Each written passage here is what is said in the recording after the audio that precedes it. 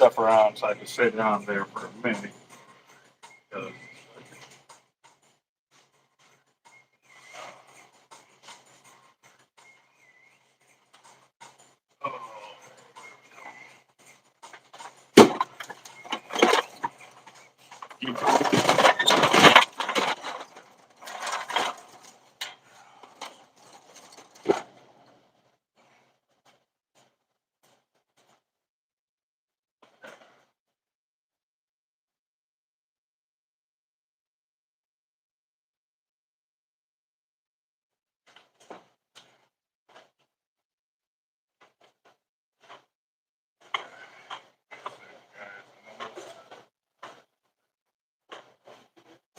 Almost with y'all. Give me.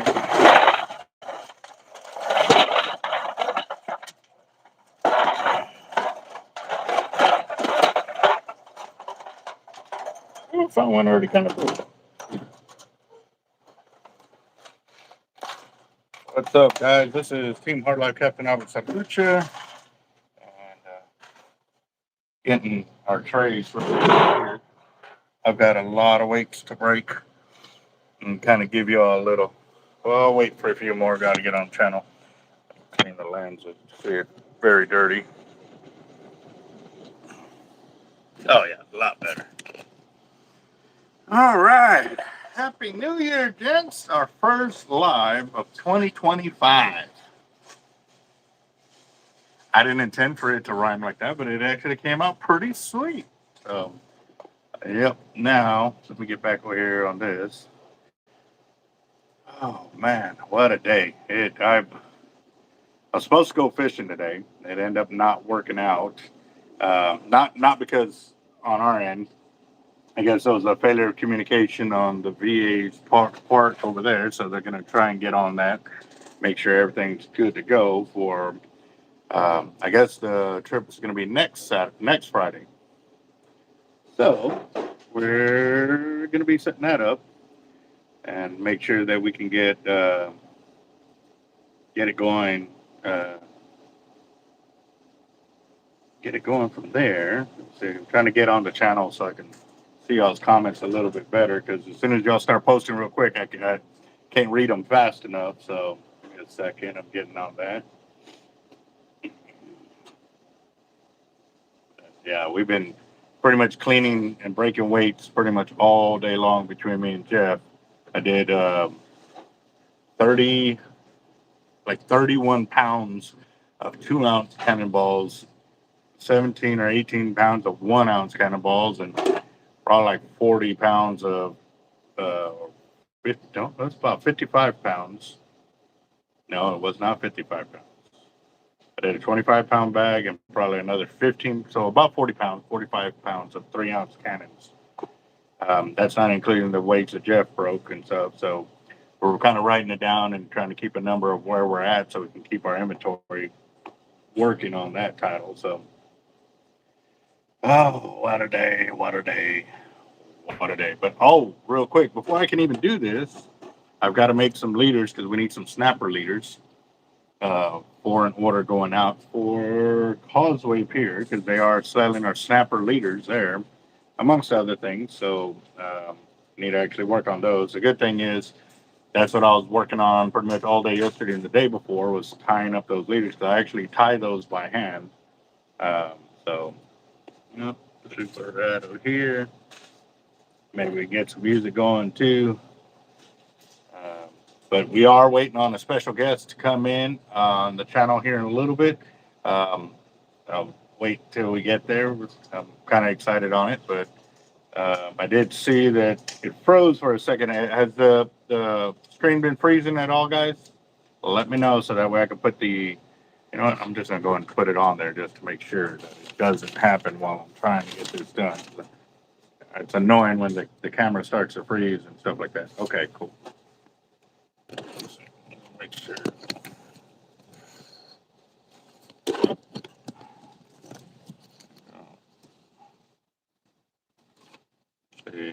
There it goes. All right, it is on. It looks like we're a little canted there.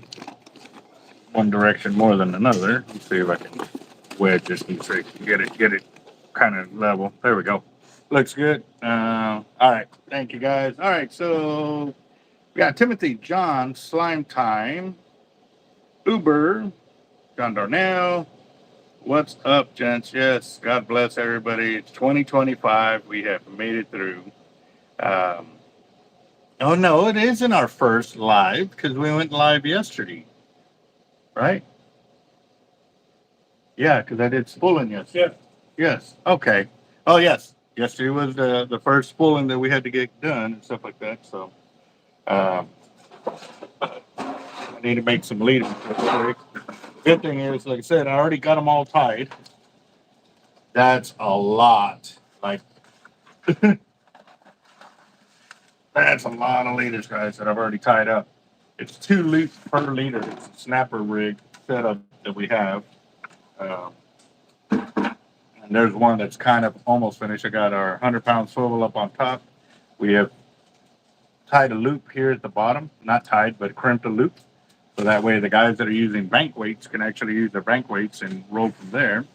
Got Skipjack Cindy in the house as well. What's up, guys? How y'all doing? I need 3x4. You got 3x4 inch bags there? Never mind, I found them. I got them.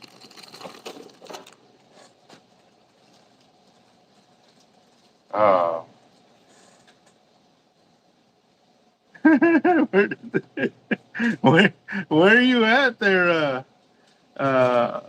Curtis? Norma Jean. Nephew, is that you on there? Are you on the channel? Yeah, Norma Jean, that's got to be my nephew. All right. Hey, Cindy, yes, I need to get that gear out to you so that way we can do that. I want to set you up with like 25 liters or 25 gifts so that way you can set it up how you want so you can give them away to your crew there on your channel and stuff like that. So, yes, it's definitely on there. Do me a favor, though. I did text. I'm hoping I texted you already. Shoot me another text just verifying, hey, this is my number, just in case I didn't save it on this phone, because I did get a new phone, and I don't know if our communication has already happened since that. So, yeah.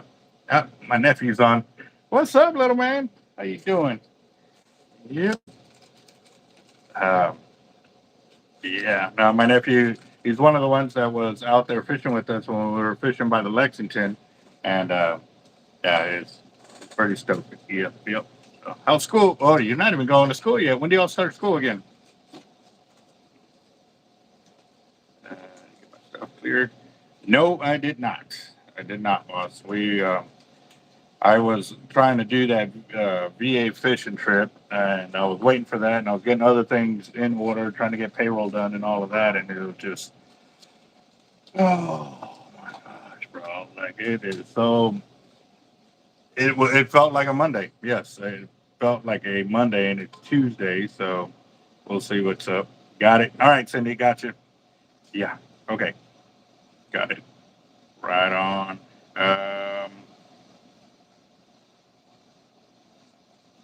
Send me your shipping address. I don't have a shipping address on here. Yeah. Send me your shipping address so that way we can get that out. Tomorrow is Saturday, so more than likely Monday. Because we got your package. We got like 4 or 5 packages, 6 packages going out. So, what's up, son? Assuming you're here for that. And that one.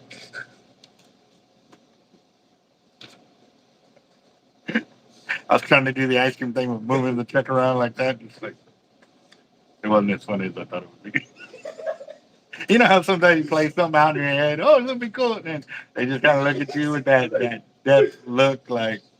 I was playing with Billy, and we're playing. It's a tactical game, right? And so he's constantly making like weird, obscure jokes, and they're constantly like, I'm constantly telling him, I think that was funny in your head.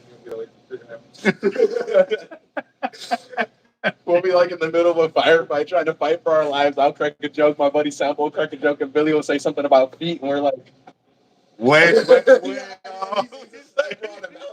Like, what are you what? Like, Sample and I just got grenades. I can understand us talking about it because there's probably one over there in the corner. But like, What's up, man? How you doing? What's going on, Avet? Not much.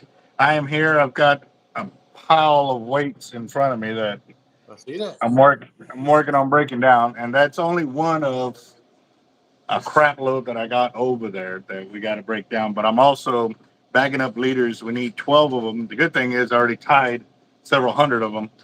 Okay, maybe I lied. Maybe 100 of them, but way more than we had. So double drop loop rigs for snapper fishing and stuff. So, but I have to I tie them all by hand while I'm sitting here, and I'll sit here for like 2 or 3 hours just tying. Then finally I'll go back and cut them where I need them to be cut and stuff like that. But so if y'all don't know, guys, this is Mr. Ryan Lambert of the World Distance Casting Group. I mean, Yeah, close. I'm trying to put a title to you, man, but you are one of the few guys that I know that cast over 800 foot, like Child's Play. Yeah. Jeff Right. pretty much nailed it. Yeah. So. Yeah, so I'm heading up the U.S. Surf casting team program. Like you said, we're trying to build out and get others to catch the bug, and we want everybody. This past year in 24, we had what was called the Quest for 775, just kind of encouraging and teaching guys, wanting more and more guys to join that group of casters who can cast 775 feet or more. We did add a couple of new names to it this year, and I think next year we'll do the Quest for 800. So we'll hopefully add a few more names to that elite list here in the next few years to come. Most definitely. That if y'all don't know, guys, when y'all go fishing, it's not, you don't always see it, but there are times when hitting that extra 15, 20 yards will make a hell of a difference on your abilities to get where the fish are at. And that's why on my videos, like, I will post up when I'm striking out, when I'm breaking off, when I am destroying gear, making good catches, because that is real fishing. But a lot of it too is learning how to be able to hit those distances and improve your fishing. Because at the end of the day, for me, that's the whole reason why I went, and started going with Nick and all of them to learn how to distance cast properly, safely, and and learn all the um, different technique styles, or because not everybody's not the same. One style of casting may work for this guy, but not for this guy. And by being able to go out there on those distance casting competitions and stuff like that is a huge benefit to anybody who shows up. I mean, if you're willing to learn, you got to go out there with these guys and learn from them and stuff like that. But yeah, no, my nephew's on the channel, Mr. Little Felix Reyes. My nephew's on here having a good one. So everybody, shout out to Felix, my nephew, one of my many nephews. So my wife's side of the family and stuff like that. So pretty awesome. But again, too, I know y'all are getting ready for Worlds, and y'all are still raising money and stuff like that. What do y'all have going on? I know there's a fundraiser in there, but talk about that and like maybe where some people can help out with what y'all got going on for that, for sure. Yeah, so we've got a couple cool things going on. I'm over here in North Carolina, and so we've got a big saltwater fishing expo, actually bass and saltwater. Annually, 18 to 20,000 folks will come through over the 3-day period. Lots of good seminars, and in years past, I'll say 5 or 10 years, the show has predominantly focused more on bass fishing, and so I feel like with the last couple of years of some really good saltwater action here in North Carolina, whether it's offshore or inshore, surf fishing, we've got a good momentum, and we've got a lot to offer on the East Coast here. So, I got with the show director, and he's allowed us. We'll be presenting a seminar as well as presenting at the I guess the show. Have a booth there as far as an exhibit, and really just talking to folks. I'm kind of singing the song from casting world and the fishing world, being involved with both teams, and that's ultimately what we want. Like you just said, coming out here, and you hear a lot about grass casters, and there's a little bit of negative connotation to grass casters, that we go out and cast all weekend and never catch fish. But it's those times and those little tidbits of information that, when it comes time and you're not catching them in the first trough, and you've got to get second bar, third bar, you can employ those tactics. So that's what we're really trying to bring, that information to the masses, to this crowd here in North Carolina. Coming up next weekend will be January the 10th through the 12th. And in combination with that, we've been able to have an opportunity drawing. We've got several good prize packages put together, and still add more by the day. And I think Carlos Gonzalez has just sent some things our way to be added to it.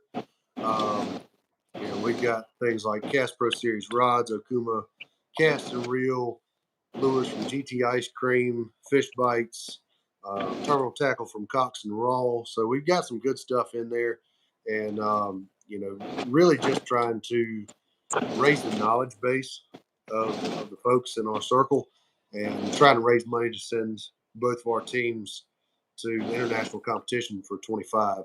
The casting team will be headed to Argentina in April, and then the surf fishing team is tentatively planning to go back to the Pan Ams in Costa Rica in October, and then the World Championship surf fishing is going to be held in Portugal in November. So a lot going on this upcoming year. Just trying to raise any kind of awareness funds for that, sponsors, the whole 9 yards. That is, the negative connotation that people are talking about that and stuff like that. You know, I have to admit, years ago when I would hear about these guys just casting out in the field, I'm like, well, what? I didn't understand it. And I never put it. I was like, well, they're just throwing a weight kind of deal. I never really got into the understanding of why they were doing it if they were just only able to throw a weight, until I actually started trying it and testing it. And then, and now, as decades later, I've seen where the technique, the form, the understanding of how everything is working toward you. It is a whole nother, if you ain't learning something new every day, you're wasting that day. That's I right. am firm believer in that. And so for me, I know even when I went out there, I was kind of met with a little bit of, standoffishness, just because I was taking my fishing gear, like braided lines, out to something that they don't like it, and they really didn't have the same understanding as well too, until I started getting up and they started warming up to and sharing the knowledge and stuff like that. And now it's like, hey, what's our next step? How are we going to make this grow? How are we going to get this information out to more fishermen?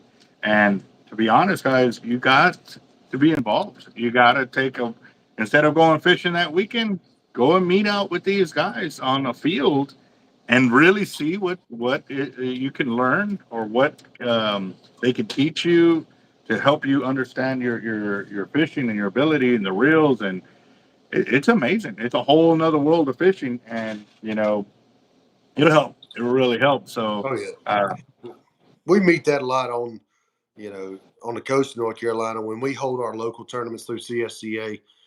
When I bring it up to my guys who are in my fishing circle and say, "Hey, come out to the tournament," I know they can get better. They're not at the top of their game. They could improve on their fishing skills, or at least their casting skills.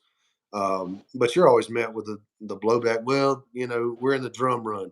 Well, man, thankfully enough, through fisheries management, good weather, we seem to be in almost a constant drum run for the last 5 years. If you want to catch the big drum, um, You know, you've got 6 or 7 months out of the year to just go hammer them. And yeah, I know conditions aren't always conducive for it, but you know, like you just said, it's worth your time, and especially from my experience, to take that weekend off. You're talking about 3, maybe 4 weekends a year.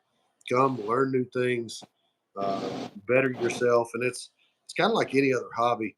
I mean, if you want to be status quo at golf, go out and play 2 rounds a year like I do, and you know you'll shoot 120. But you know, same with fishing. If you want to be able to catch more fish than you currently do, you can always throw in the ditch. You can always depend on luck.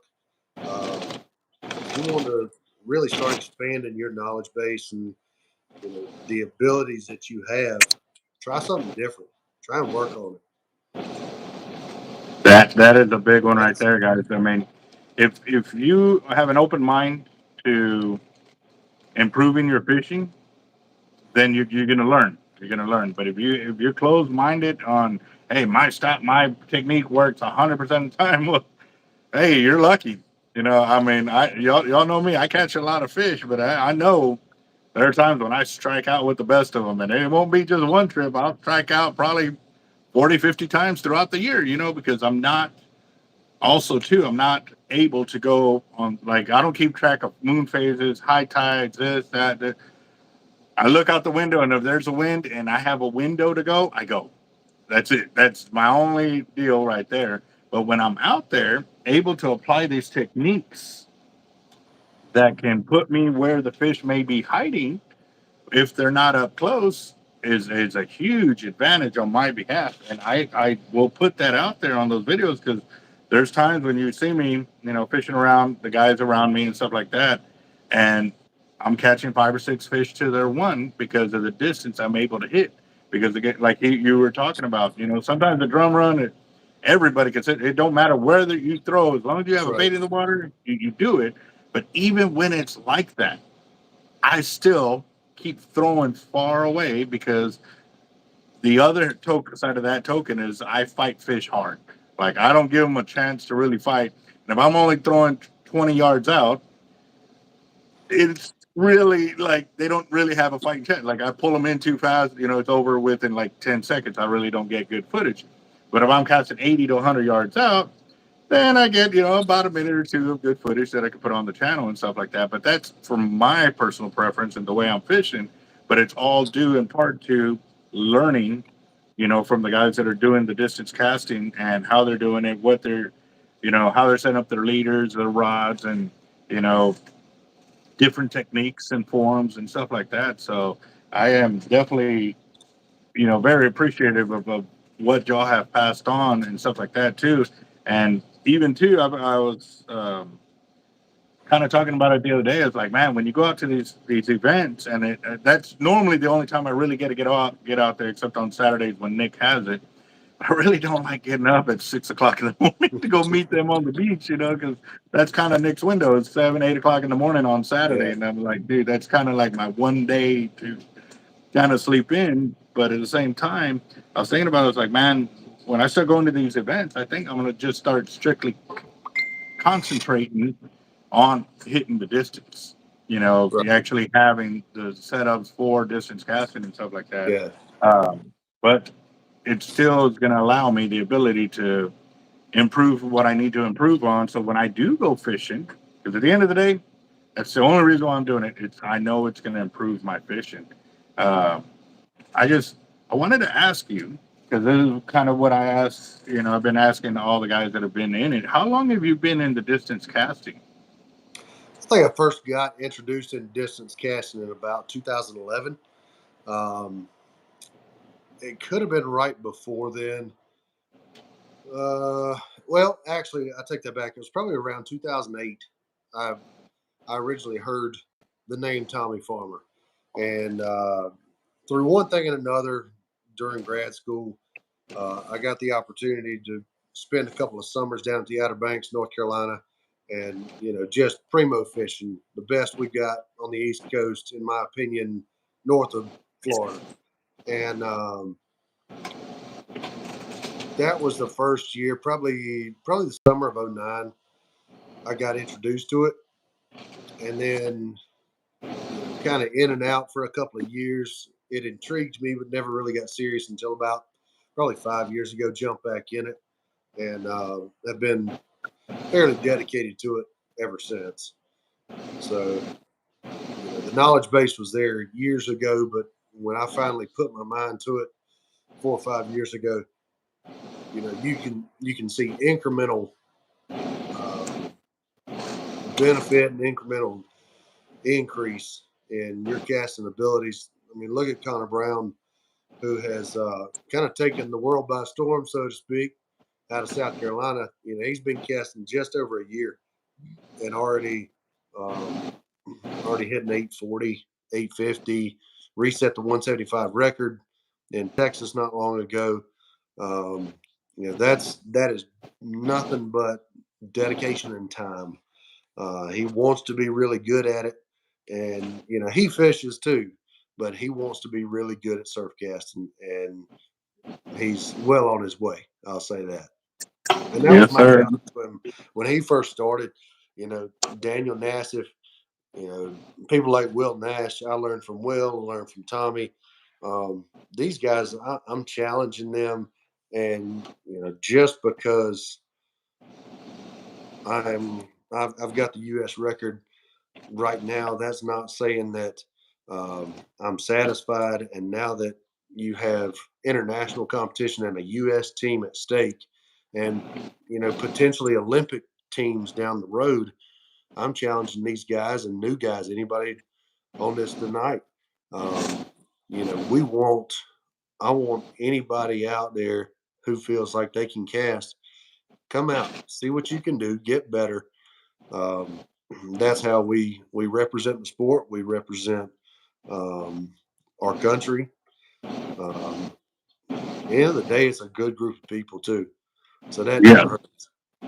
that is a big one right there. It's a lot of the guys. When they've gone out and gone fishing, and you know, and it's a fishing Right. community. We're, oh, I cast this, I cast that, and and stuff like that. And then when you finally go out to a field and you throw a weight and you're not even just a weight by itself, and you're only hitting right here, you're like, it makes you think. You know what I mean? That's And right. if you're wanting to improve yourself, if you're wanting to take it to that next level, then come out of your comfort zone.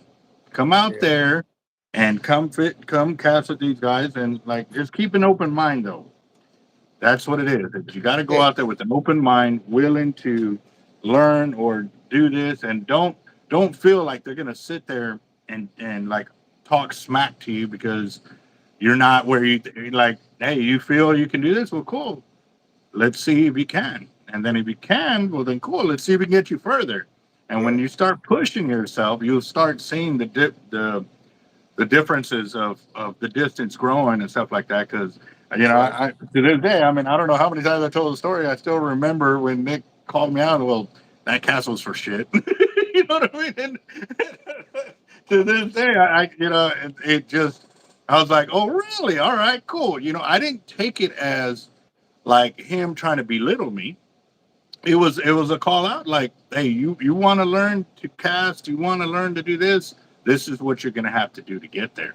And so I took it as an inspiration to want to improve myself and go faster, go longer, go harder. You know what I mean? When Right. the time suits it or presents itself for that style of fishing and stuff like that. And then when I come back over here, I'm able to share it with the fishermen to my right and to my left because all of Hmm. them are seeing what we're going through out there. But it doesn't compare to when you're actually out there on the field throwing your own gear and Yeah. learning from the guys that are around you because that is the beauty. I have to say because you got guys like you with Carlos and Will Nash and Dan and I can name like 15 other people that are all eyeballing your cast, and it's a great thing that they do because one guy will notice one thing, another guy will notice another thing, and if you start tweaking those things that you're catching on your cast and stuff like that, it will improve you. It will open up them doors that, like you said, It'd be nice. It would be real nice that the fish are 20 feet out, so we don't have to do Right. this. I think I mean, another big part of having that big community there at these tournaments or, practice days on the weekend, stuff like that. Um, one thing that has worked for me over the years is having those multiple voices that are kind of pulling out these small little details of your cast. Um, when you first get into it, start getting critiqued and start changing these little things. Say you're at tournament number 1 or 2, you come out there, been fishing for a decade, and try and change one little thing. I guarantee 99% of these casters, anybody that shows up, their first cast of the day will be longer than most every other cast the entire day when they start changing things. It's just uncomfortable. You get in your head, you start thinking about different things. Um, but as they get more comfortable, that's where the distance comes.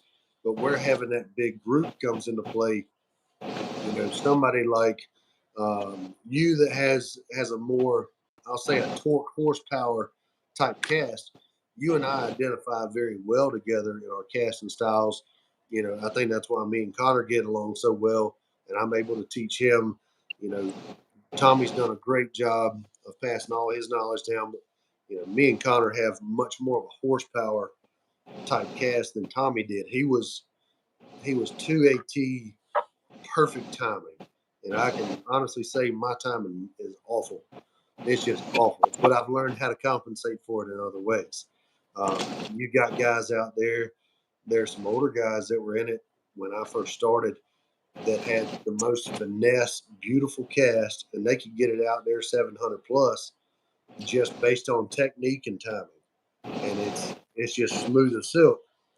But I think having those people who have similar cast styles to your own, really, those are the critiques you really want to pay attention to, the things that work for your style. so quick question for you. I've heard it several times. You're talking about timing. Yep. What does that refer to? Because there's going to be a lot of other guys here on the channel that, okay, what does he mean by timing? Like, Right. and I know we kind of talked about it because I was trying to get you to cast my reel, and you're like, hold on, it's not going to work out because my Yes. timing on my reel is this, and your reel may be this, and it's two worlds Yeah. That's clashing. right. So when I refer to timing on that, it's all related around what we'll call the hit. When you do that punch pull, and so in theory, when you're coming around, doesn't matter if you're doing a flip back hatter's cast, or a full pendulum, whatever, overhead thump. When your lead hand as a righty, when my left hand gets between my target and my face, that's your cue to start pulling in and pushing out.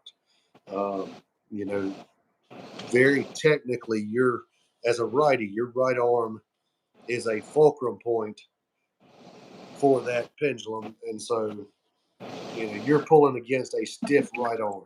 Your right arm shouldn't be bent. So when that left hand is straight in front of your face, you start pulling. My style, I'm just impatient, and I start pulling early. Tendency when you start pulling early, that weight or your lure is going to go right, or you're going to crack off. Um, there are ways to. That's just a result of the spool trying to turn under your hand. There's not a lot you can do about it. One thing I've tried to do is get my right hand grip strength as strong as it can possibly be. Therefore, I can start pulling earlier and get more speed out of that lead as it comes out of that arc. Just in case I hit just a little bit early, it's got enough speed to pull me through and finish where I want to. But there again, everybody's a little bit different. Same on your reel speed. If you're using a mag or brakes in your reel, yours, mine, and somebody else's are going to be different. We hear in the tournament world of people having what we call a startup speed. So a full mag startup speed of 18, 20, 25 seconds of free spin. I can't tolerate that. I have about 6. And, if I try to cast a reel that's set up at 20 seconds, I'm going to bird nest it. Just plain and simple. And so, when we get to that point, even on your fishing gear to a certain extent, you need to have it tuned to what your style is and what you're trying to accomplish. Not saying you can't swap back and forth and modify what you're doing a little bit, but it really needs to be tuned to you and what you're trying to do. There was a question earlier from Nathaniel asking about what's a good amount of weight to start practicing with if he's going to cast. Same thing. Practice with what you're going to fish with, or with what you're planning on casting in a tournament. If you mainly throw 8 and bait, practice with that. If it's half ounce artificials, that's where you need to practice. And then branch out from there, because there's different techniques. Your drop length is going to be different depending on the weight you're throwing. The rod's going to be different. Things change depending on what you're trying to accomplish, what you're targeting. So I hate to be vague about an answer to that, but that's a good starting point. Is cast what you're fishing with, and That practice that. that is always a big question that I get asked. Pretty much every customer I've ever talked to about the style of gear and stuff like that when they start upgrading this and that and well, what should I cast? I'm like, well, what are you used to? And they're like, they kind of look at me and I'm like, uh, well, what or hey, we want to buy some tackle, but we don't know what to buy. Okay, well, what do you have? Like, Right. you have to have that understanding of what you're starting with, and the key word is what you're starting with, not with Yes. what I have, because what I have and what I do is completely different from what Yeah. what Ryan is doing, what from this guy's doing, with this guy, and that's why I always tell people like it's not wrong. Nothing other than poor technique or doing something wrong. Like, okay, I have 10-pound test line, but let me throw a 10-ounce weight. No, that is not. That's wrong. Like there I can say, oh no, stop. Let's go back to the basics, and I teach them about the line to weight ratio and stuff like that. But other than that, that's a huge like past what you know. Start there and then start. Okay, well, that another thing you hit on earlier, putting too much weight and it going too far right. That was one of the things that when we started casting with Nick, our cast we couldn't hold it enough, and it would go all the way to the right. And so, throughout the years, I started working, different things to strengthen my forearm, my grip, and all of that.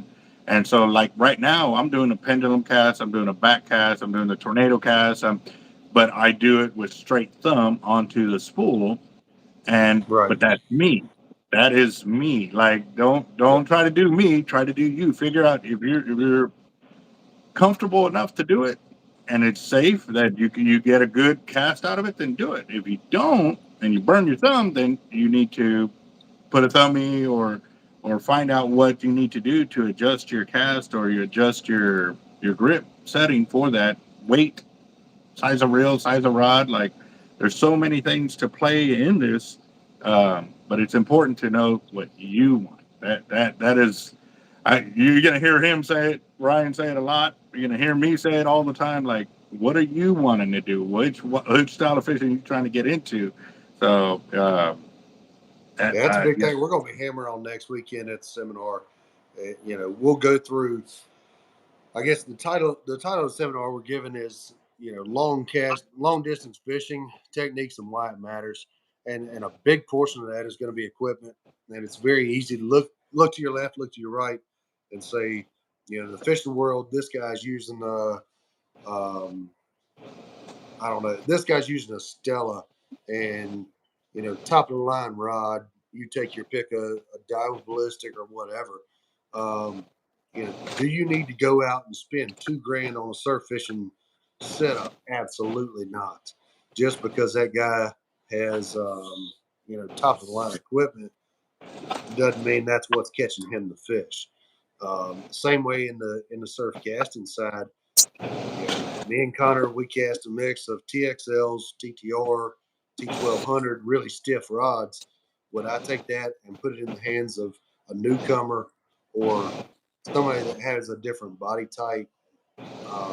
Absolutely not, because numerous things are going to happen. One, that's not the rod for everybody. It's really stiff.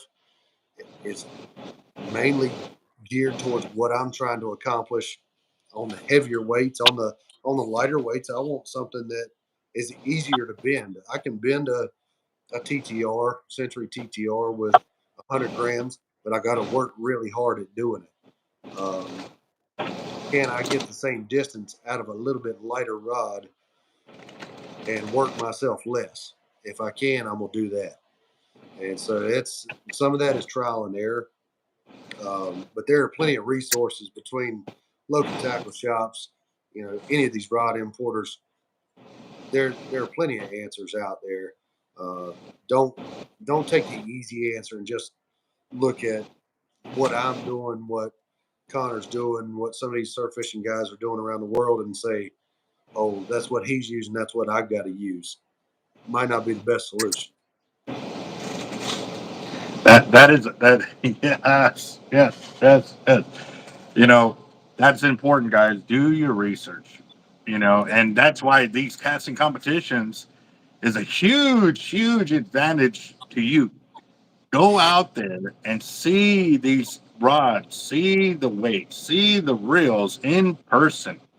Because a lot of times they'll let you hold them, they'll let you do this, and if you're lucky, once you get to know them, they may let you cast their rod and reel, so you don't have to go out there and try and buy it, or they'll tell you right up front, off of seeing what you're casting at, your form, and this and that. You know what? You're not ready for that. Try this one first and work your way up to that, or you may find out, hey man, that one just for my weight, for my form, it is exactly what I want to do because you nailed it again. You realize when you went to that heavier rod or that lighter rod, you had to work harder to work it, and where you don't have to work as hard on this. That's why I don't go back to single speed reels. That's why I won't fish with the Pin Internationals and all of that because they're single speed reels.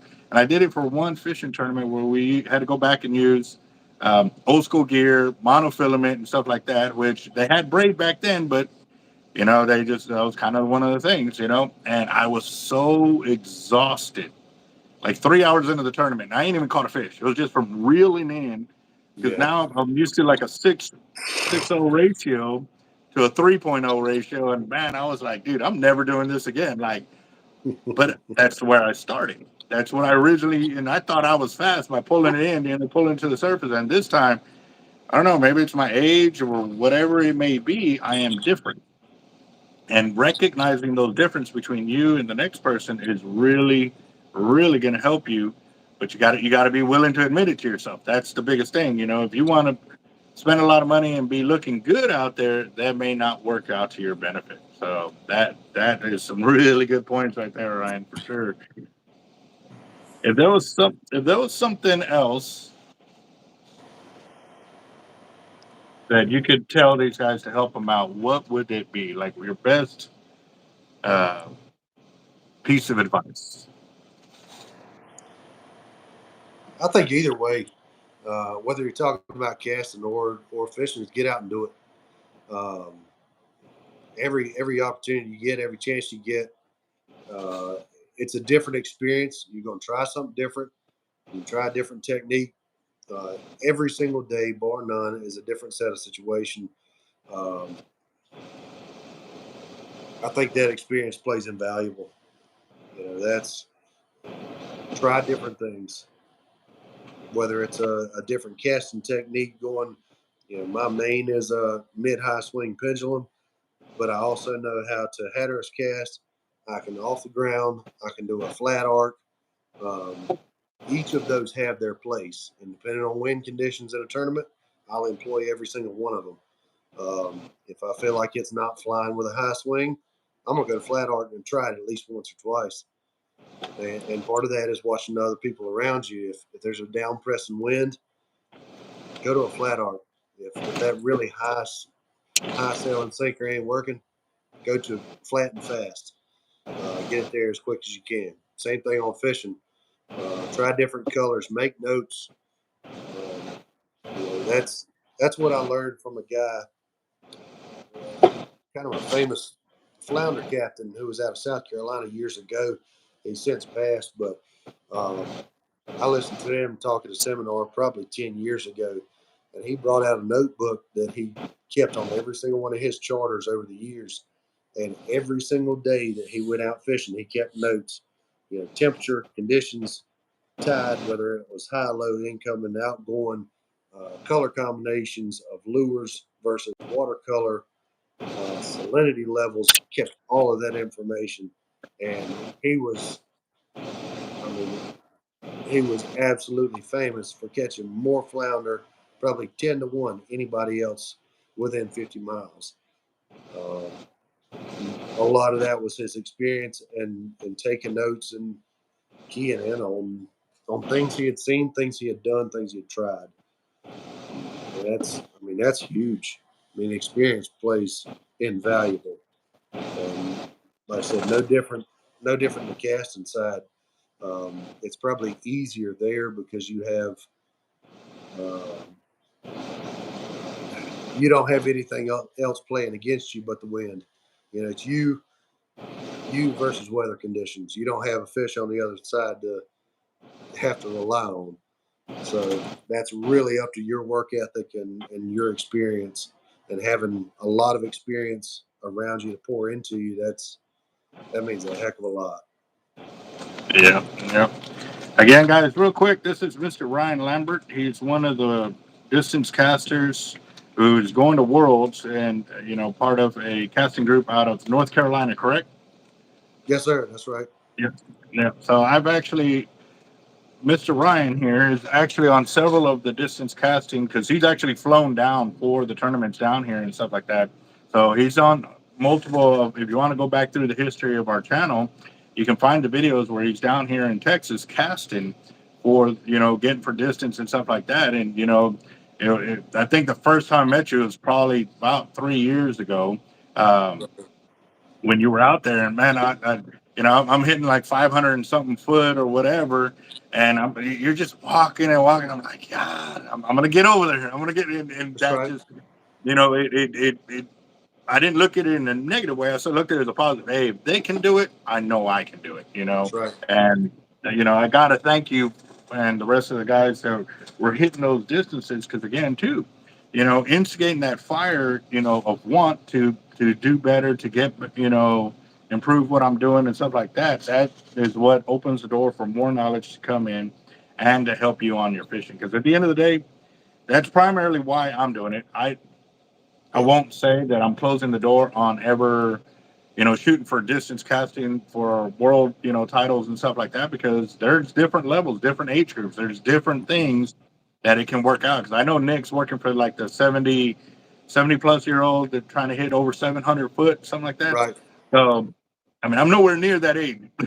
let me clear that out real You can get quick. there though. I got a long way. I got a long way before I'm there. But, if you want something like that, go to these distance casting events, or chime into their groups. Y'all have multiple Facebooks as well where they can go in. I know y'all post up a lot of videos. Would you mind telling the channel about them so that way they can go check that out as well? Yeah, so our local group here in North Carolina is the Carolina Surfcasters Association. Um, we've got a couple of different sets. We hold 4 tournaments a year, typically March, May, October, November. You've got Sportcast USA that is based out of Maryland. That's Quan Hune. He does his between Maryland and Virginia. And then obviously SFCCI, based out of Texas, does them down here in Kingsville. Those are the 3 predominant. And then on Facebook, Instagram, we've got the U.S. Surfcasting team and then U.S. Surf Fishing teams, both through U.S. Angling. And those are your nationally sanctioned and internationally sanctioned organizations. It is by no means an exclusive type team or program. It's kind of a constant all call. If we have an experienced caster that shows up from the backwoods of North Dakota who knows how to throw 800, we'll Come find on. a spot on a team. So it's not an exclusive type team format. Anybody can become a member of U.S. Angling, and so you can go to usangling.org for that information. Like we said earlier, we are trying to raise sponsorship and raise funds for the 25 and beyond calendar years for our international competitions, and you can find tax deductible donation links on the U.S. Surfcasting page, which is usangling.org/surfcasting, and then follow us on Facebook at U.S. Surfcasting Team, and there's links on that and the surf fishing page about the opportunity drawing that is live right now. $5 a ticket, 6 prize packs up for grabs, a couple rods, reel, lures. Got some good stuff up for grabs. So love There you go. love to support any kind of questions or anything like that you have. Always engage. Shoot us a message on private message or drop a line on the page. It's a pretty open community, pretty open group, and we'll help any way we can. Yes, sir. That was one of the things that I really liked about it when I went out there. Um, coming from a fishing community where you see a lot of guys where they're just real standoffish on their knowledge and stuff like that. And that's, to be honest, I kind of half expected that. But at the same time, I knew I was like, I didn't care. Like, I'm out there for knowledge. I'm going to learn whether they teach me or not, because I can watch people and I can start mimicking what they're doing. Won't understand it if they didn't share the knowledge until I actually did it myself. And then, like, oh, that's why they did that or whatever. But it wasn't like that. It was like you went out there and, man, they were immediately ready to help you out, answer your questions, get to know you. I mean, everybody walks up and introduces themselves and stuff like that. It is a pretty awesome group. Like I said, and you see that too. Even when on the Facebook live videos, when they're just getting out there, everybody's walking up, shaking each other's hand, and and at the end of the day, yeah, they're all shooting to have the longest cast, but everybody's in pretty much in competition with themselves to better That's themselves, right. and that is at the end of the day, when I go out there, that's who I'm in competition with, myself. But I use Yeah. those guys as goals to where I want to be, So Good. I do appreciate you coming on here, Ryan, and giving us the time. But two, I know right now you can't share the links, but once you get off, if you could share the links for I'll everybody do it. too, so that way, if not, if it doesn't let you share the links, text them to me, and I'll Okay. go and paste them up on the channel and stuff like that too. Because I do notice that sometimes if you're not a blue renter on the channel, it won't allow you to share certain things. If Gotcha. that happens, just forward it to me, and I'll get it up there and stuff like that. So Yeah, that sounds good. And again, there were a couple questions. I'll post a couple things in the comments when I get off as well, and share those links with you, Albert. Roger that. Well, again, Mr. Ryan, thank you very much. Sorry, I'm I'm over here making leaders and trying to talk at the All same good, time, brother. but business never stops, and if you stop, then you're losing it. That's right. That's right. All right, boss. Thank you very much, boss. You Yes, have a sir. blessed night. Enjoyed it. Yes, Talk to sir. you later. All right, guys. So, I know normally today is our fire drawing night, and I saw the comment earlier. Yes, we are still doing a fire drawing tonight. If y'all want to do it, it'll be our first one of 2025. So I'm kind of excited. I want to see what this year holds for us on our fire drawing. So if y'all want to get on it, definitely we're game for it. So uh, let's see. I wasn't able to keep up with a lot of the comments because, like I said, I was looking down or I was paying attention to what uh, Ryan was saying on the video and stuff like that. I got about 10 more liters to do over here just because I already opened up or I had leftovers of these certain size of hooks. We're using the 6/0 3X strong circle hooks for these leaders right here. These are more for like the vermilion snapper and stuff like that they want. They like the smaller hooks and stuff.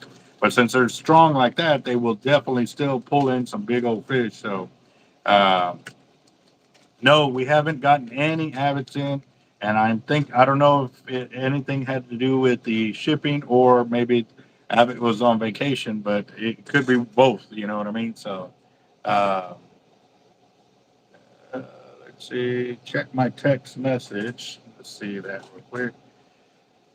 Uh, okay. Ooh, ouch. William sent a picture of his piston. Ouch. Ouch, ouch, ouch. Yep. So let's see over here.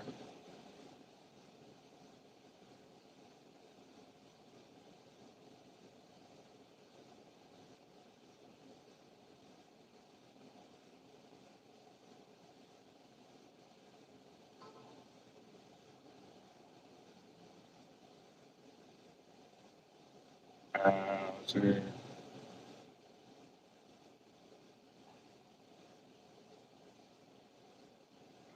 Had a, had a whole bunch of texts come through. Ooh, nice one. Uber. We got a nice bull rat right there. Looked like it got injured.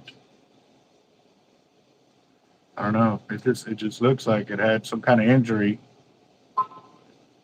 but it just may be the way he's holding it, something like that. I don't know.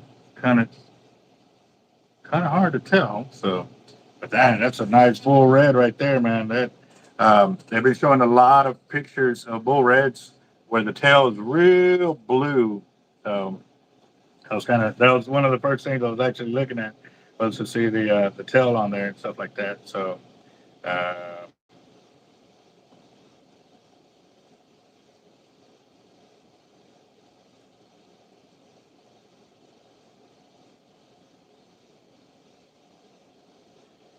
see anything come through Cash App? I think some things have come through Cash App. And I'm gonna be honest, guys. We do a fire drawing. It's gonna be the Wheel of Doom because I'm gonna show you my counter space here, guys. Just so y'all get an idea of what's going on here. Let's see, take this off real quick. That's the big like the roaster oven pans. That is right there. I got hooks and leader material right here that I'm doing. I've got multiple pans of that. Um, just to give you an idea, that was like I've been digging at the bucket and it's still expanding up as I'm pulling leaders off. It's expanding up because the weight of the leaders ain't pushing it down. But I'm gonna show you all this too. Oh, get around. Those were a couple of trays that I did earlier. I've already bagged up all that weight down there. And then I've already cleaned that tray, that tray, that tray, that tray, and that tray. Well, between me and Jeff, we cleaned all of that, but I know the three at the bottom I personally did, and I just did that one too. So, and we still have all of this over here that we still got to clean. Yeah, that's a lot of lead right there, guys. Mostly 1 or 2 3-ounce pyramids. There's some 4 and 5 ounce pyramids as well. Um, but yeah, so I'm thinking we can get a fire drawing going if y'all want to do it. I'm gonna check the Cash App real quick. I was getting into the phone, but I got sidetracked for thinking about that. So let's see. All right, so we got Dusty in there, 30, and I need a notepad. Let me find one somewhere here. I've got my countertop so ready for business. Nope, that's not gonna work. That one actually might work. It's got more than a page or two. Let's see.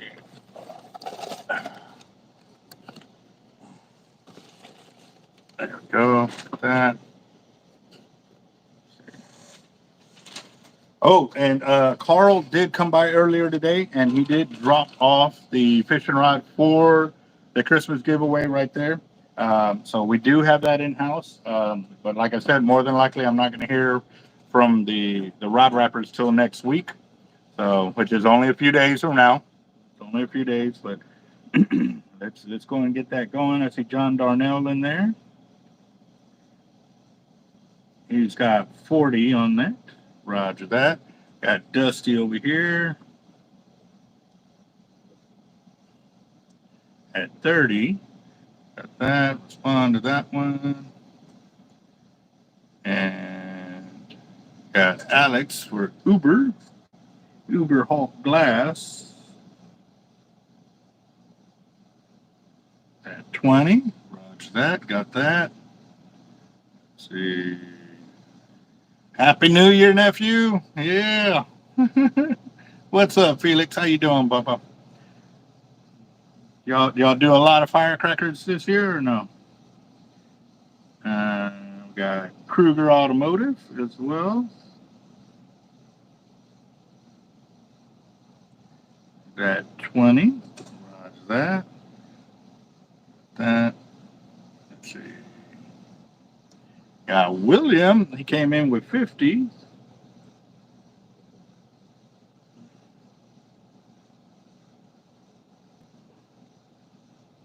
All right, roger that. Let's see. I'm digging into what the shops by me carry Avet, and it's not a big list. Yeah. Nope. Well, whatever Avet has in their inventory, I'm willing to sell. I just don't have a huge pocketbook to sit here and carry everything they sell. They have, if I'm not mistaken, it's almost like 600 variations of their reels, you know what I mean, between their single speed, two speeds, MC, non-MC, with glide plate, without glide plate. Then they have their star drag reels. Then they got their EXW series and stuff like that, or EX series as well. So, yep, it does get up there pretty quick with the amount of, that's on there. And my customers, when they're in-house, I've actually showed them the list of all the Avets and stuff like that, and it gets up there. It gets up there really fast. So, yep, awesome. Yeah, we were able to do some fireworks as well. It was pretty cool. Kids all got to have some fun. There's Chris Schultz, 20. Still waiting on the average Godzilla 260. Right. Yeah, that'd be pretty crazy. That'd be pretty crazy to go that big right there. Let's see, go and get the wheel generator up on this one. We got somebody inbound over here, so go ahead and get my names. Oh, that was weird. They pull up. That was somebody else, so we'll see. All right. I don't know. All right, let me sort this real quick. I'm gonna go and flip the names. Four Life's not on there. Anthony Spurlock, Billion, no. Chris Schultz is, yes. Let's see. Nora's at the house, Papa. She's at the house. Daniel Garcia's not in there. Dusty is in there. Edgar. I don't see Henry. Holland. How you doing? How can I help you? I've got shrimp and fish bites and shark baits. Yep. How you doing, boss? Doing all right. Y'all going fishing, right? So you're doing great, bro. Get it right.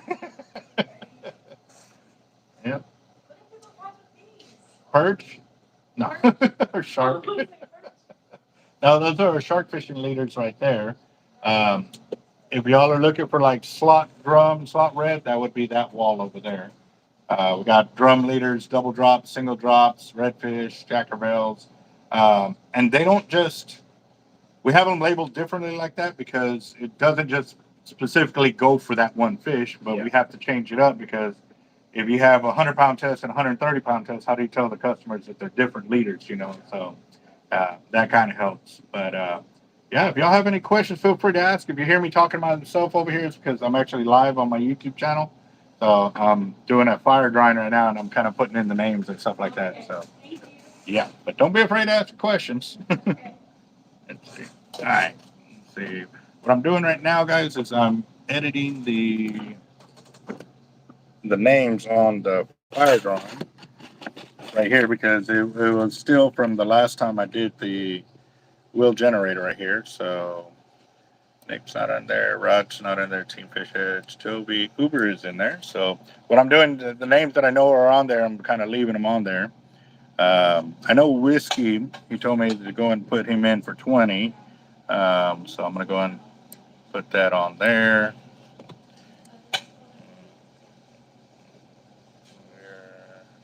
20.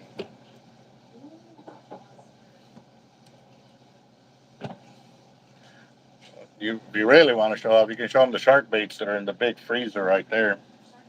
Yeah. Got it?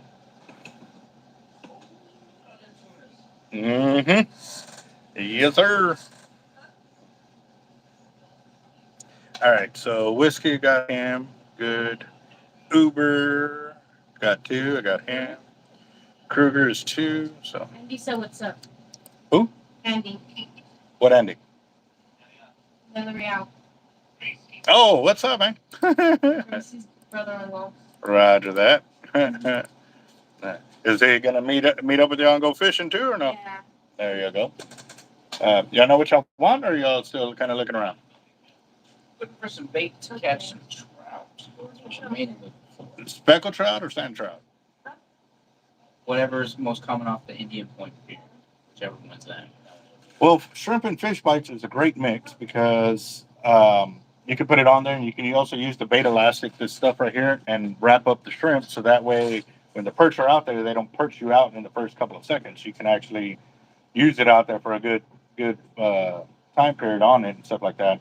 And normally when I go out and I don't really target speckled trout primarily, just because I don't really like the meat. That's just me. But if you're using the shrimp and fish bite mixture, it opens the door for reds, drum, trout, flounder. There's pup shark out there, big black drum, bull reds, and stuff like that. But also too, when you're doing live bait, especially if you're this far away from that pier, if you don't have it well aerated and take your time driving out there, you can actually kill all the bait before you even get to the pier. So you have very expensive dead bait. So And how much is that? what, the live bait? I don't have any on hand. You would have to go further down, so that would be an even longer trip for it. I do have frozen shrimp in that small freezer, and then I have the fish bites that are right here behind me as well too. So let's see. And let's see. I'm seeing some of y'all's comments and I'm totally out of the loop, but give me just a second. Let me get this up here. I got Kruger on there, John Darnell, that's 4. So let me take that one off. Delete. I don't see Jaime in there. Delete that. Dusty. Okay. There you go. I got a bag that you can put them in if you want. Yeah, because what ends up happening, it's all fresh shrimp inside the bag, but people are opening and closing it several hundred times a week. And it tends to get a little bump on the outside of the bag. Yeah. There's.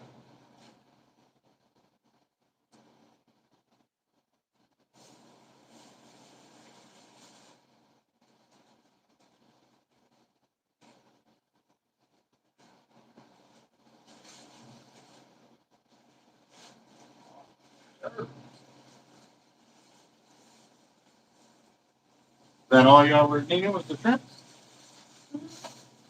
Yes.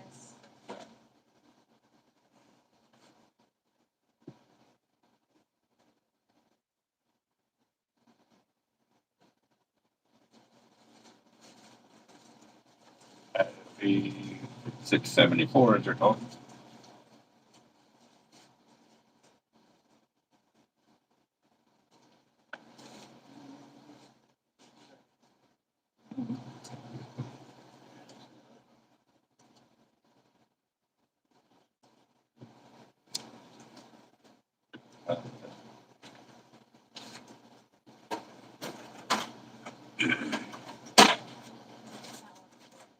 What is that they put up there, Capt?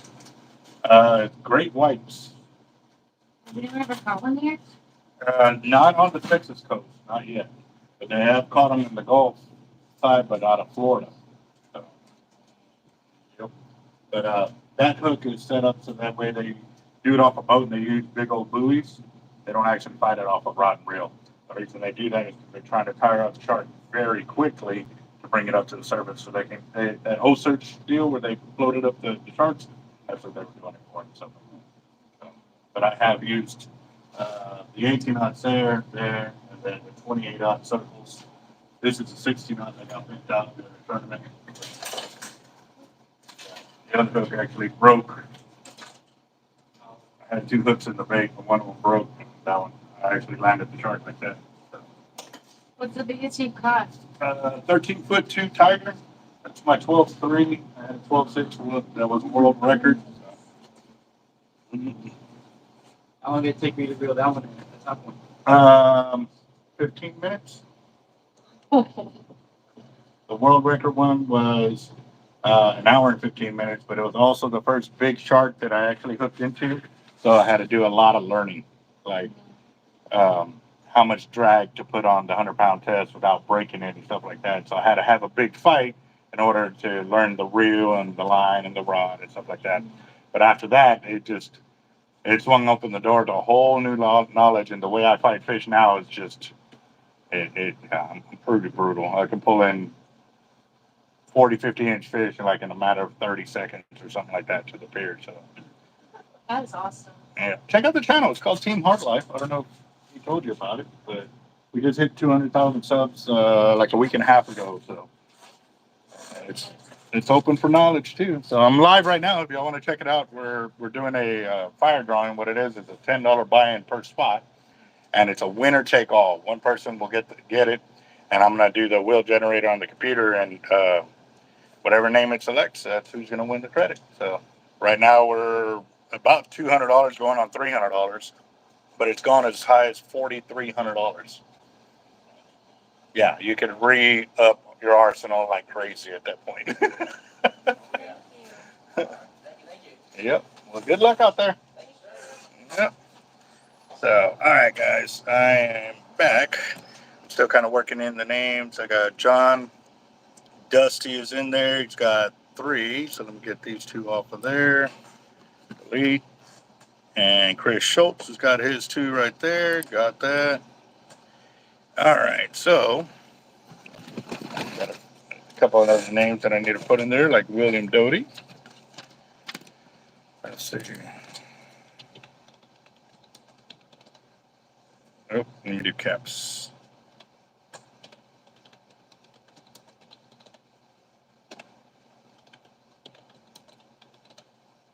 Doty.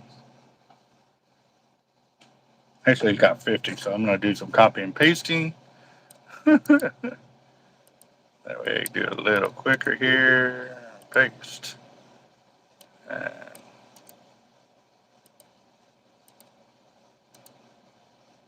actually, hold on.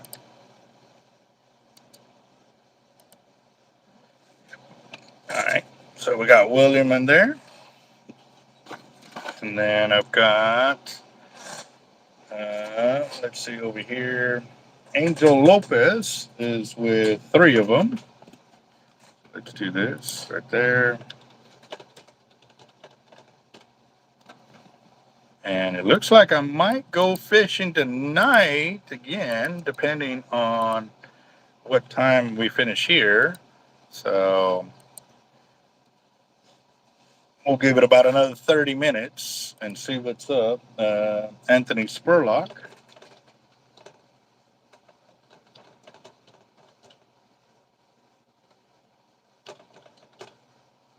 He's got 3 of them too.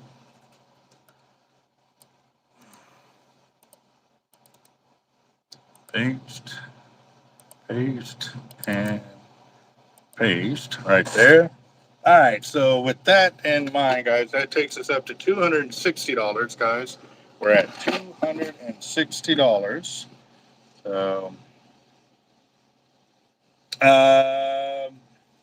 no, I did not. Slime Time wants 1 off his store credit. Slime Time, $10 credit.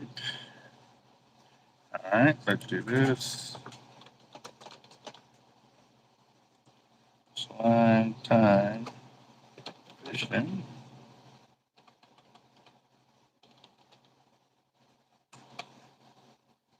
Got that. Yep, all you need is one, that's for sure. So, all right, we got that. And I'm going to get back over here. Let's see, get back to the channel so I can make sure I have everybody's name that actually paid in. Because like I said, I wasn't paying attention earlier when I had, God, I went brain dead. Mr. Ryan Lambert on the channel. So let me see if I got anything that I may have missed. Chris Schultz, I got him right there. Slim Time's on there. Let me go and check the funding. Make sure I got everybody on there. John Darnell and Chris Schultz. Roger that. Got it. All right, now back to the live chat.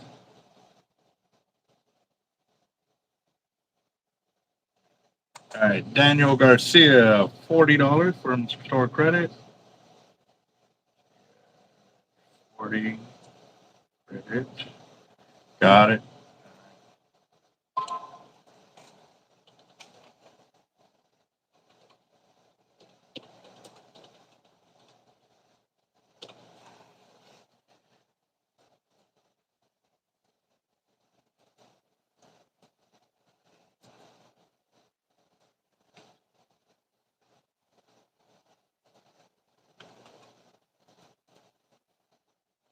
Roger that. Got that. All right, Daniel Garcia, got you in there. Yep. I'm going to show you that real quick. Right there. So that puts us at $310. $310 right there. Yep. Roger that. Slime time for sure. Yeah, you got two boxes going out as well too from your winnings and stuff like that. You never know. You end up winning tonight. I have to say that because I don't know how many times we've got guys that win on our channel that have never won before and stuff like that, and then they're on a roll. So yeah, Daniel Garcia. I mean, actually, there's so many guys that are on the channel now that have won multiple times, guys. So it is very awesome, very very awesome. To be able to have this and stuff like that. All right, so real quick, I am copying the. Ryan sent me the link for it, so I'm going to post that real quick. Give me a second. Search. That's for the drawing a raffle, the fundraiser that they got going. So if y'all want to check that out, that's for the surf casting angler deal. He said that I think they have multiple spots to win there and stuff like that. So definitely go check that out. Show them some support there because they are going to Worlds to go compete, represent the United States on distance casting. So that's going to be pretty awesome, guys, for sure. So John Darnell, I never win. Oh man. Well, I would say stick to your day job, but you got pretty good jokes, man. So I don't know.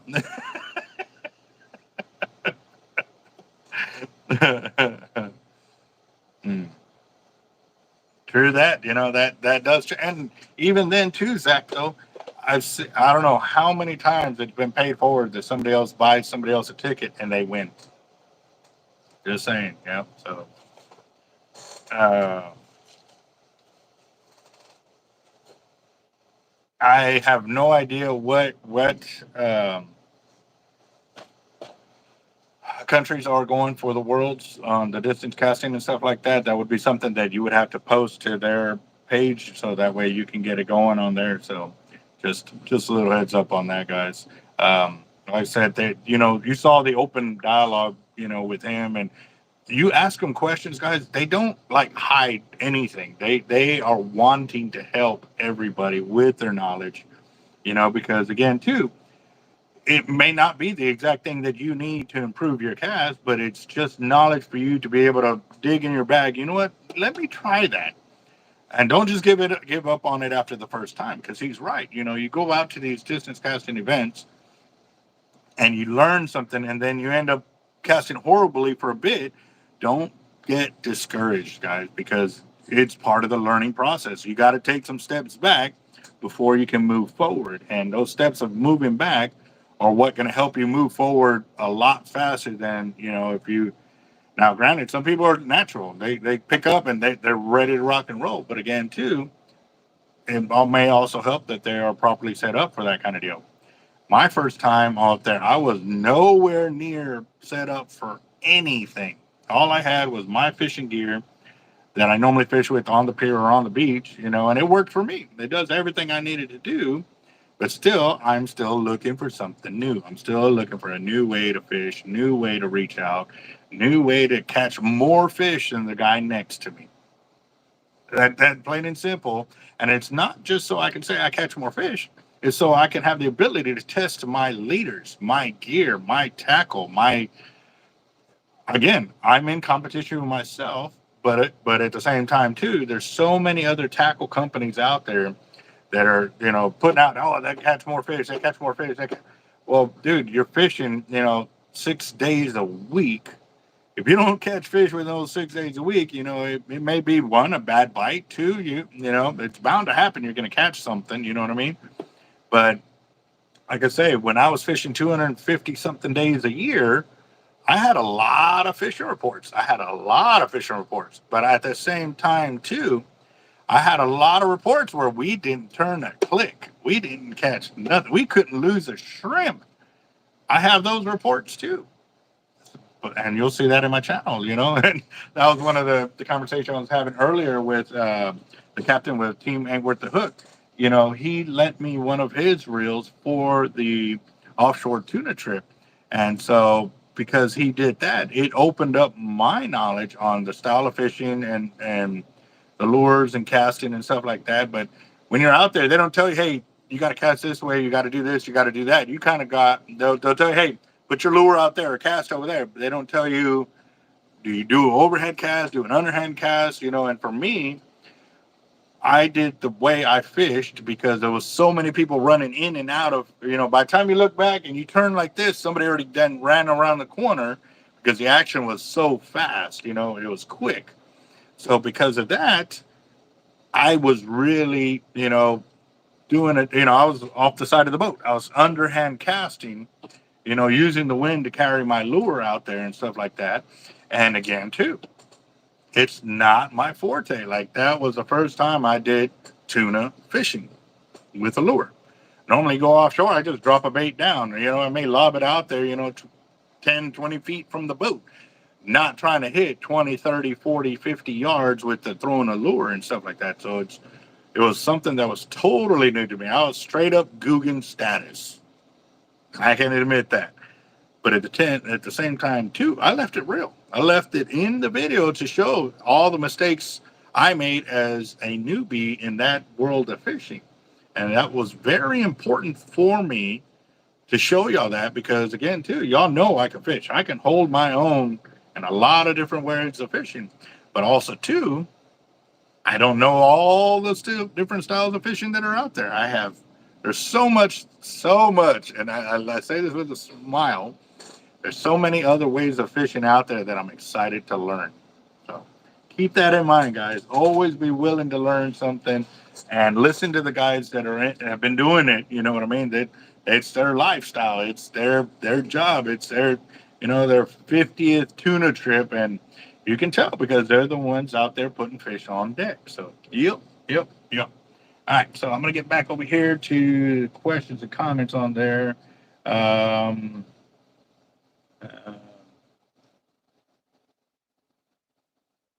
That you do, John. I see John's comment. I put your leaders to the test. Yes, sir. That's why I built the gear the way I built it, because I want to make sure every time I go out there, I'm putting my leaders to the test. One, life of the leader, because you'll see I'll leave the leader on there till literally I utterly destroy the leader of several hundred fish caught on it, or 20 backlashes done on the leader. Like, all of this is knowledge that I'm just kind of annotating in my brain. Okay, this swivel held up, this snap swivel held up.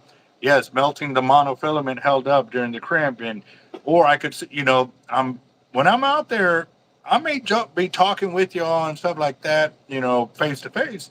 But at the same time, you'll see so many times where I sit there and I'll be like, "Hey, did y'all notice this?" To the guys that are out there fishing, and they look at me and they're like, "What do you?" And I sit there and start explaining. They're like, "Yeah, we didn't even notice that." Like, that's where I'm at. That's the way I fish. Like, I'm always out there just, calculating, working this, working that, paying attention to this. And so last night I got to fish with my older brother Carlos, and he fishes similar to the way I do, but not the same. Like, he still uses mono on his reels. I'm straight braid. He throws a little bit lighter weight compared to what I throw, but he was catching fish, and there's times when he outfishes me. There's times when I outfish him. It's pretty much the luck of the draw to find out where the fish are at, whether they're up close or they're out farther, Sometimes, the other thing is too, like, there's times when he'll only have 1 or 2 rods out there because that's all he wants to fish with. And I'll have like 5 or 6 and he'll still outfish me. Like, I'll be honest, it happens. See, I've seen a guy go out there 1 fishing rod and they're on it. Boom, boom, boom, fish after fish after fish. So don't get upset. Just keep fishing, guys. That's what, for me, I get the same amount of enjoyment seeing people catch fish just to be there, that, like, yeah, he did it. Like, he caught 20 fish off that 1 fishing rod. Like, it's awesome, so, yeah. Sent you a video of a dragon that caught a black drum. Totally lost on that one. A dragon that caught a black drum. Is that a misprint? Roger in the house. What's up, boss? How you doing? That is why I built and tailored my gear to my style. I like the first ever custom untied composite 8-foot 5130 to 100-pound jig stick. My boat crews have never heard or seen a jig stick like this. Zach posted, we tried to get 50 to 100-pound with half ounce or 1 ounce spoons. I did notice that too. Like, the spoons that I was throwing, or the lures I was throwing, they weren't hitting on the bright colors that night. They were actually hitting on all the darker colors. So that was something else. My buddies that have been out there, they were saying, "Oh, the mahi colors, this and that," and several people said it. Several different guys said the same thing. So I got those, but then they also said, well, sometimes you need the dark ones too. So again, just like us, one day you want hamburger, the next day you want hot dogs, following day you want steak. Be prepared for it all, guys. And for me, like, I was taking a whole assortment of everything because I didn't know what was going to work at what time or anything, how that lure was going to fly on that reel. You know what I mean? So it was definitely pretty awesome. I am going to do an after the catch video. It's not going to be here because right now I'm kind of not saying I'm in a hurry, but I am in a hurry because I'm, might go fishing tonight,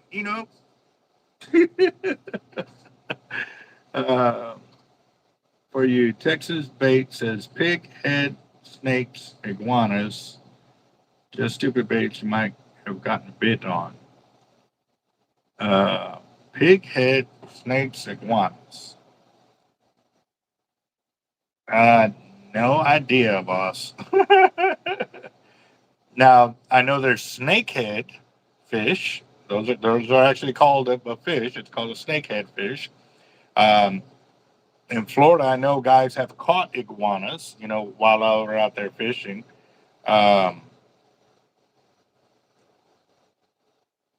Using pigs for bait, I know there was a group or something that used pig for bait. They didn't hook up anything. Others used brisket, hooked up with brisket.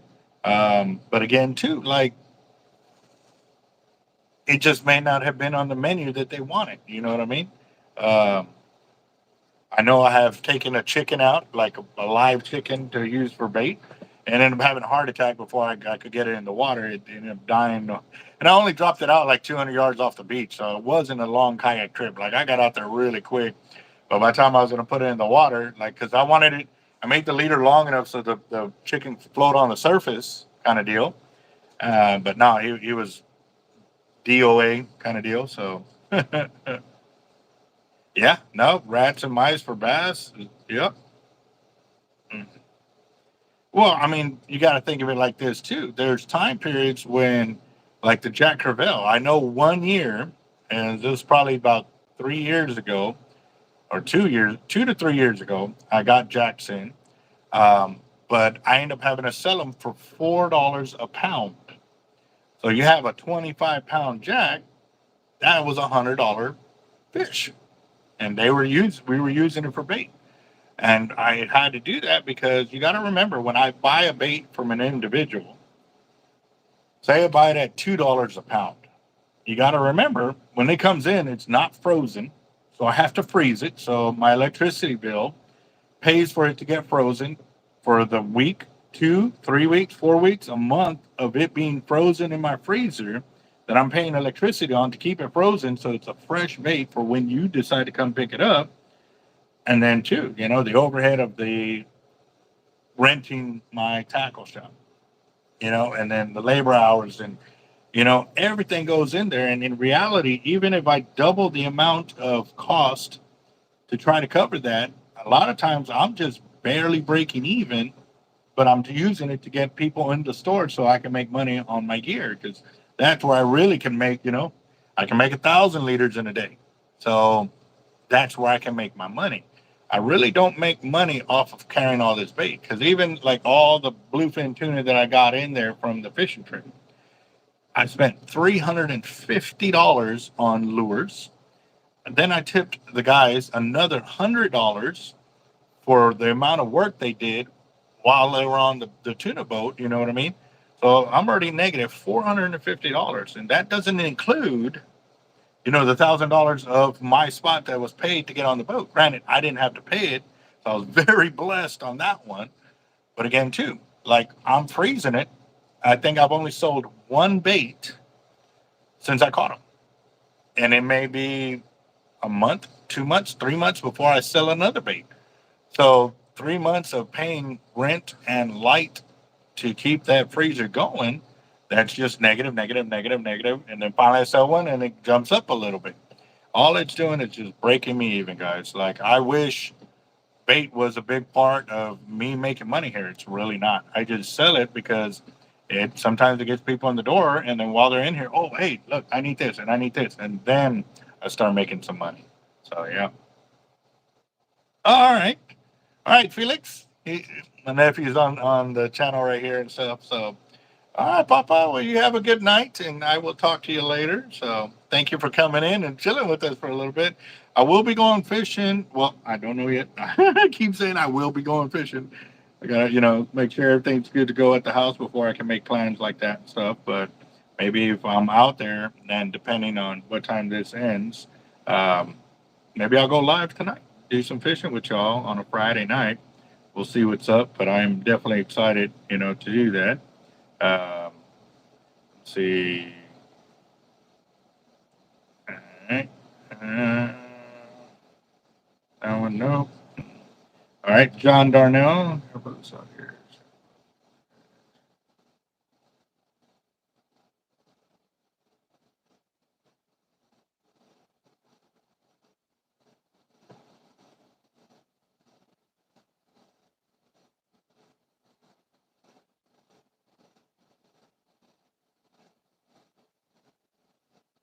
Ooh, nice. William's son caught a big old red out of Virginia Beach. Damn. Now that's one of the things that I did notice on the East Coast. They have some monster redfish out there. John Darnell got another 20 on there. So let me add that on to the fire drawing. So we'll add 3 more minutes to the time over here. So I'm going to turn this around real quick. Right on. Yep. So he did 20. So copy those 2. Copy and paste. All right. So that takes us up to $330 right there. We're at 330. Um, yeah. Well, I'm yeah. There we are, 330. So, like I said, we'll give it 3 more minutes right there since we just got that. Let me check the Cash App real quick too. Let's see. Cash App. And actually, too, you know what? While I'm here, I'm gonna plug this phone in so it could be charging. On the bike hands, the bike is crazy. Um, but I'm also gonna put my cooler on there so to make sure it doesn't overheat while it's charging the phone. Because I got my other phone too, but yeah. All right. So, what are the candidates for Team Hard Life Man of the Year, Video of the Year, Short Video of the Year? So I have not had any time to go back through the video like I did last year. I was able to go back through, pull, do snippets of this and that. Not at the time to do like the accumulation of 2024. I will get it done. I just don't know when it'll get done because one of my goals for 2025 is to fish 25 more days than I fished last year. So if anybody on the channel can figure out or has any kind of idea of how many days I fished last year, then we could set a goal for how many days I do, and we can kind of count them off as we're going through there. And if we blow past it, then cool. I'm game for it. I know I need to fish more. I need to get on there and yeah, and fish more often, guys. So I'm excited. I'm really excited. That's kind of my goal for this year. That's what I want for us in the channel. Whiskey says, can you add another 20 for his books to make it a 40? That I can. Let's see, 20. So where's Whiskey? He's right here at the bottom. Got that. Copy. Paste. All right. So that gives us another.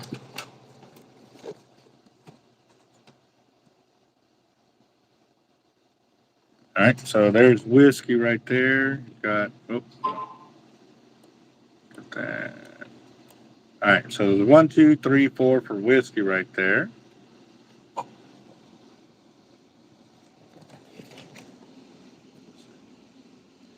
Drinking a whiskey that is bacon and pancake flavored. That sounds delicious, but on a whiskey.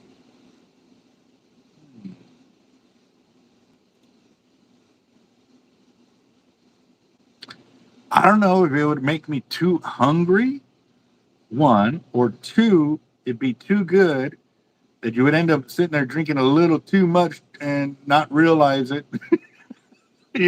Those slow creeper drinks that finally kick your butt when you're like, oh, whoa. I'm just saying, like, I'm just kind of thinking about it. All right, guys, that puts us at $350. And I'm extended to 2 more minutes since we got another buy-in right there with that one. Let's see over here.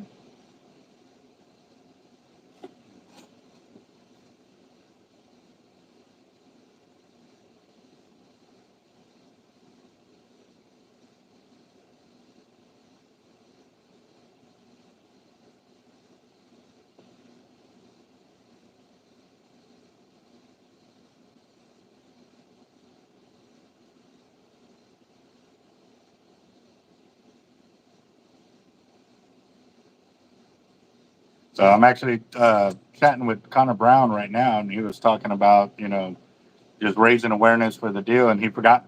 And I let him know that I had Ryan on the channel live. He goes, "Oh, my bad." And I was like, "No, like these guys are going out there doing something extra, above and beyond to improve the fishing for all of us. You know what I mean? And imagine that. What if they were to get distance casting into the Olympics? Tell me, tell me you would. I mean, I know a lot of guys watch the Olympics. I didn't watch it this year because of the trash they had on there. I did not like that. I didn't like that they were using what they were using on there in a public venue to make it seem like, oh, it's okay. It's art. No, sorry. Not okay with that.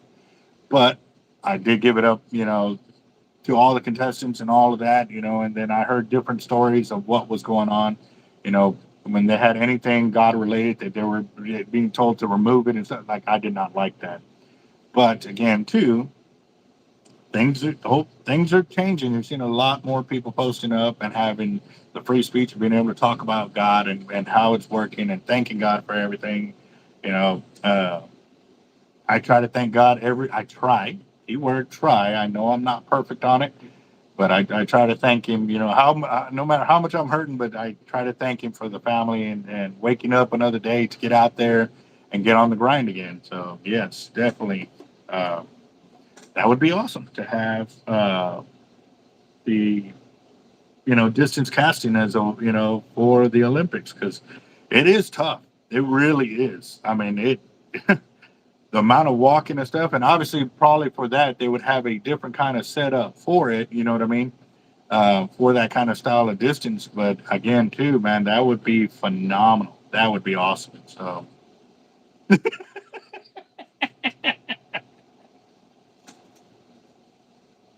right, Roger? Yeah, the breakdancing. Oh my gosh, that ruined it, man. God, for them, that sucks. All right, so Roger, he got two. So that put us at 370. We're at 370, so that gives us another 2 more minutes right there. That was pretty good, Roger. Yep. Mm-mm-mm. But yes, when I do talk about the after the catch, when I talk about the tuna trip and stuff like that, I'm gonna have the lures that I had out there, what I was working with, because a lot of it you saw on there, but I'm gonna actually show them to you, call them out by name and stuff like that too, because I want to show you what I did to increase my chances of good hookups and to ensure that I didn't have gear failure and stuff like that. Because even though you buy lures right off the shelf, depending on how you fish, you can destroy that gear. And for me, it was I wasn't going to back down. Y'all saw a video short of me fighting my personal best yellowfin tuna. Um, but again, too, that wasn't the whole fight. So the whole fight video is on there, and I will be putting it on there and just talking about it some more, so that way y'all can check it out and stuff. Oh yeah, oh it got up there real fast, boss. Going, lures in general, yeah, it gets expensive really, really, really, really fast. Yes. Well, the reel I was using, you're just going to have to wait till I can do that video, guys. If I start talking about it now, then we're going to kind of get distracted. And right now, you have 1 more minute for the fire drawing. Um,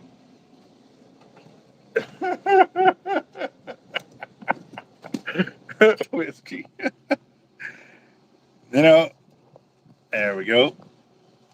All right, so there's Rogers 2 right there. That puts us at $370. And I'm going to go ahead and start showing all the names on there so we can see. I got William with 5. And I'm just going to kind of double check my numbers over here. That's right. Chris Schultz, he's got 2. Angel Lopez has 3.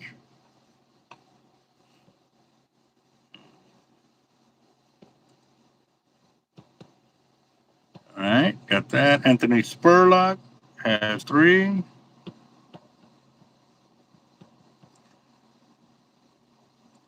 Dusty Arrington has 3. Right there, got it. Slime Time has 1. Got that. Daniel Garcia has 4. Okay, got that. John Darnell's got 2 right there. Then we got Roger Garza with his 2, which showed a little while ago. Then John Darnell with another 4. Check, check. Kruger Automotive has 2. Uber Hot Glass has got 2. Yep, got that. And then we got Whiskey Warrior. He's got 4. Got that. And looks like that's everybody. Give Toby one on slime time. Okay. So let's do this. Copy this. Copy. And paste. Toby. Backspace. All right.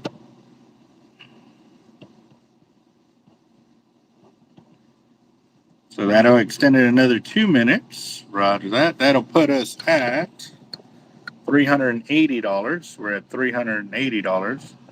That is $10 buy-in. We're at a $10 buy-in right there.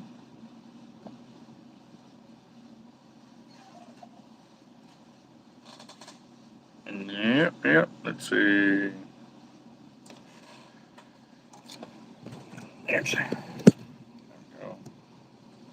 There we go. I'm making sure I'm charging my phone at the same time because it got down to 50, less than 40 or 30.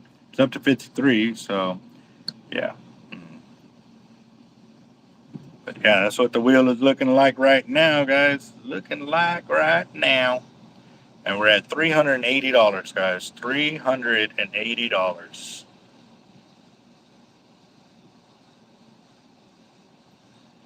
Yeah, you should be all right there, slime time. Um, and then, like I said, once I get everything together to actually do the shipping costs and all of that, I'll let you know. So, yep. Oh man. All right, guys. Got one more minute, and then we'll go and get her done over here. Unless somebody else buys in, then I'll extend it another 2 minutes. Yes, sir. Oh yeah. Whiskey wants another 20. Got that. Oh, let's see. That'll put us at $400 right there. Whiskey. Copy. Paste. I'm gonna put two. Actually, I'm gonna do this. Backspace 3. 3. I'm gonna go 2 and 2. I'm gonna do that for John too. Did 2 and 2. For anybody that added on to theirs, I'm gonna put like secondary numbers just to kind of let them know where they bought in. Unless you buy like 5 at one time, then I won't do anything. But if you buy again, then I'll give you those secondary numbers just to see if it was your second or third time that you paid in. Yeah. Oh, I know a lot of people that like round numbers. All right, guys. So that extends it 2 minutes. Give it 2 minutes. Let's see.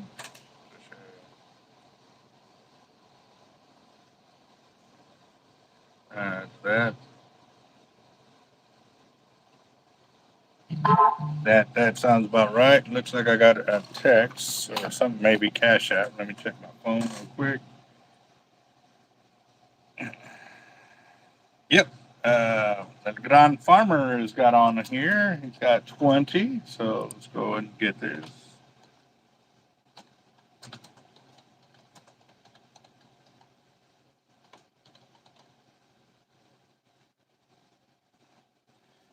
Got that. That'll put us at 420.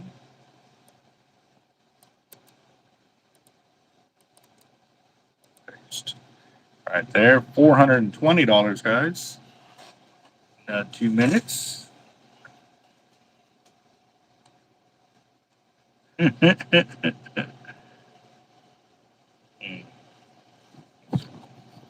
we go. Yep. Getting it, guys. We're getting it right there. So I got Jesus on there. Reply. Got it.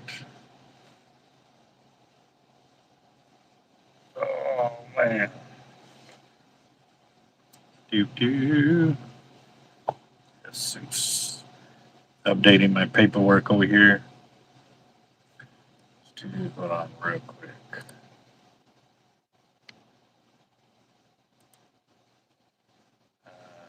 Where is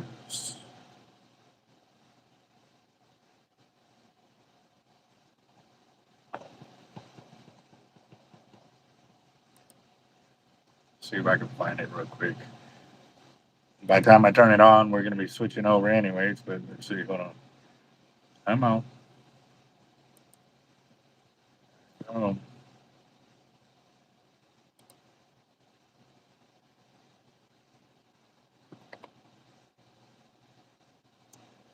Videos, playlists. Get some music going over here real quick.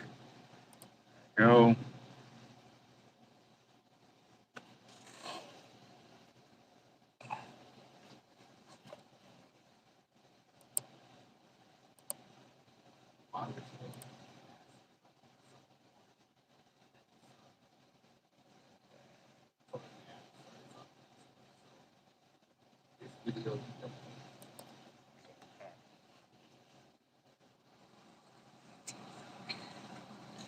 Six years old. Alright, alright, so we got that. Go back to the wheel generator. Get that one out of there. We don't need that. We already got that. We're at 420, and you got one more minute, guys. One more minute, and we're at $420. leave, leave my coca out of it. What? There you go. Roger that. Let's see.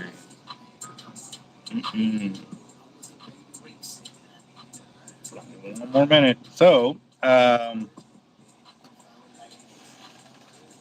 many people are on here? There's 20 people on there, but I'm going to see how many are actually in the drawing. 1, 2, 3, 4, 5, 6, 7, 8, 9, 10, 11, 12, 13, 14. Got 14 people on the drawing, so I guess we'll go ahead and do 420 is a great number, right? Yep. So let me see. Hold on, I gotta check something real quick.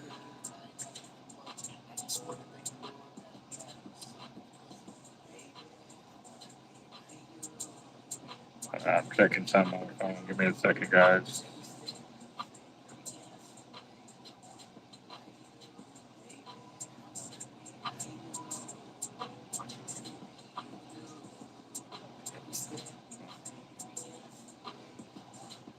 Cash app real quick. All right, guys. Last call, last call. I'm going to go ahead and start the shuffle, but we're at $420 for tonight's fire drawing. $420. Here we go. Shuffle. 2, 4, 6, 8, 10, 12, 14. Got 14 people, so I'm going to shuffle it 14 times. All right. All right, here we go. 1, 2, 3, 4, 5, 6, 7, 8, 9, 10, 11, 12, 13, 14. And whose birthday is it? It's grandmother's birthday. What's her name? So we can wish her a very happy birthday and many more for sure. There we go, guys. We are almost in there. Let me go put this up there. Wish grandmother happy birthday before we go ahead and go on with this real quick.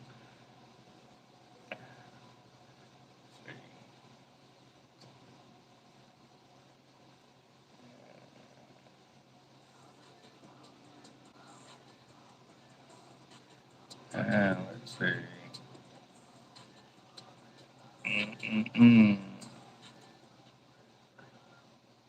Oh, okay. Well, happy heavenly birthday to your grandmother, boss. Roger that. All right, guys. So, yeah, it's tough. That is tough. So, all right, guys. So we don't have no more buy-ins. I'm gonna go ahead and spin this, and winner take all. Y'all ready? Y'all ready for this? Let's see. I'm just checking, make sure I didn't miss anything on Cash App real quick. Doesn't look like I have. I haven't seen nothing come through the channel. Here we go. Get ready. First fire drawing of 2025. Here we go. Oh, it says it's not responding. Hold on. Come on.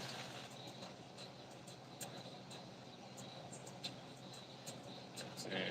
Wait for it. There it goes. All right, let's try it again. Hold on. Or is it already?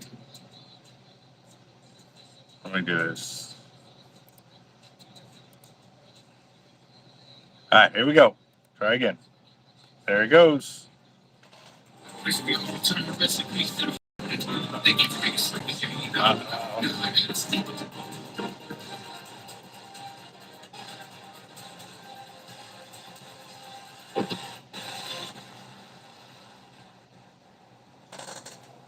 $420, guys. It's up for grabs. Let's see who's gonna get it.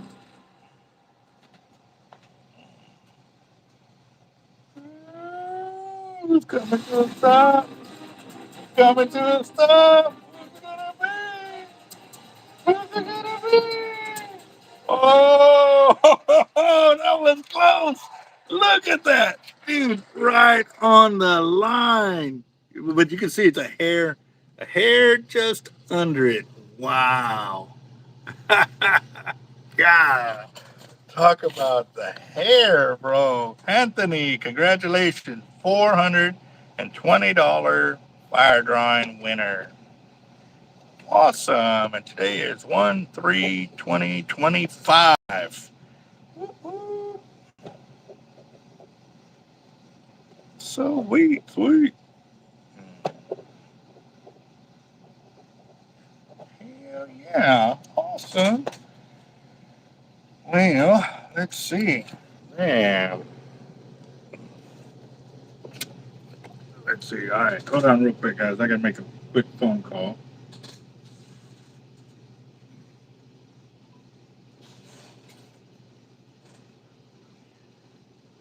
I was seeing where you were at.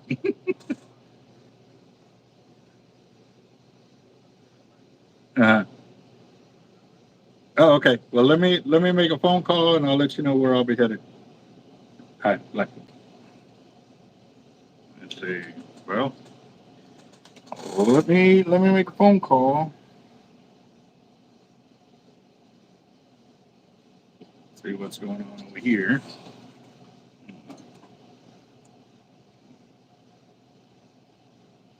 No, I did not, John Farmer.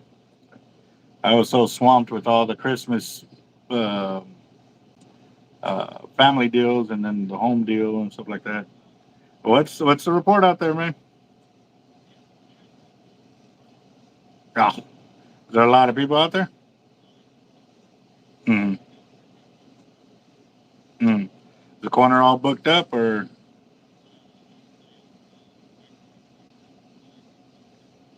Roger that. You know, Mike ain't gonna go.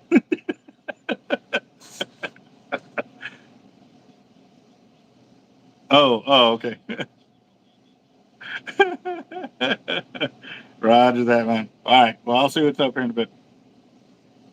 All right. Bye. Okay. Let's see. All right. You know what? I wonder if my brother Carlos is gonna go.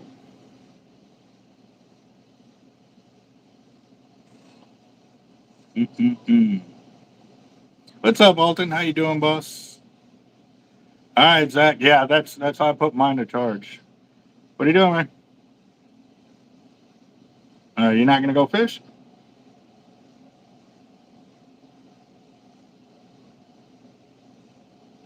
So start thinking about it.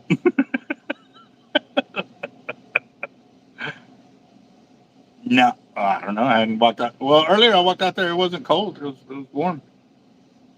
So we're supposed to have an Arctic front blow through. So I want to obviously do the pre-front fishing. You know what I mean? Is that when it is? So it's still a few days off. Okay, so then Sunday night's probably going to be the best day to go. So,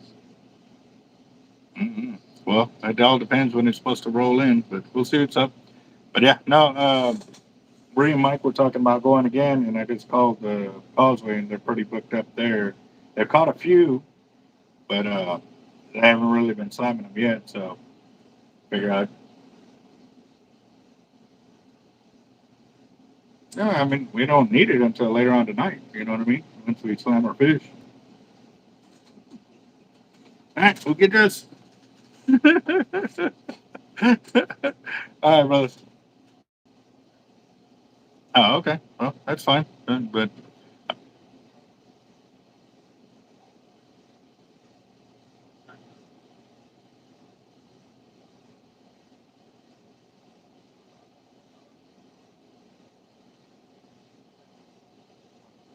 roger that. Yeah, but all right. Well, we'll see what's up, man. Oh, okay. All right, brother. Later. You too. Later. All right. So, well, let me go and end this video, guys. I got to make a few more phone calls, check in with the house and everything, make sure everything's good before I make plans to really go. But we'll see what's up. But yeah, that was close. That was so close, man. It's right on the line. Like but you can see the point. It's just below the line right there. So literally like 1 pixel. That was pretty cool. So, all right, guys. I don't know. I don't know who to call to get any information on Caldwell. The only reason I'll find out anything about that is that actually I know people that are actually on the pier and stuff like that. I have seen where they have been hooking up some pretty good fish out there as well. But also, too, the only reason I'll go out to Caldwell is if I have my fishing cart loaded or able to roll. Um, Not trying to go out to, carry all my gear to the end of the pier and get, beat down before you even start a fishing trip kind of deal. So, yeah. But I will holler at you later, guys. Like I said, I got a lot of work ahead of me. I got to get the fire drawing winnings straightened out for the guys just because they've used credit and or change up orders and stuff like that too. So I gotta realign the paperwork and stuff like that. But it's there. We'll get it going. So for sure. All right, guys. Y'all have a good one. I will talk to y'all later. If I can go live later on, I will let you know. All right, later, guys.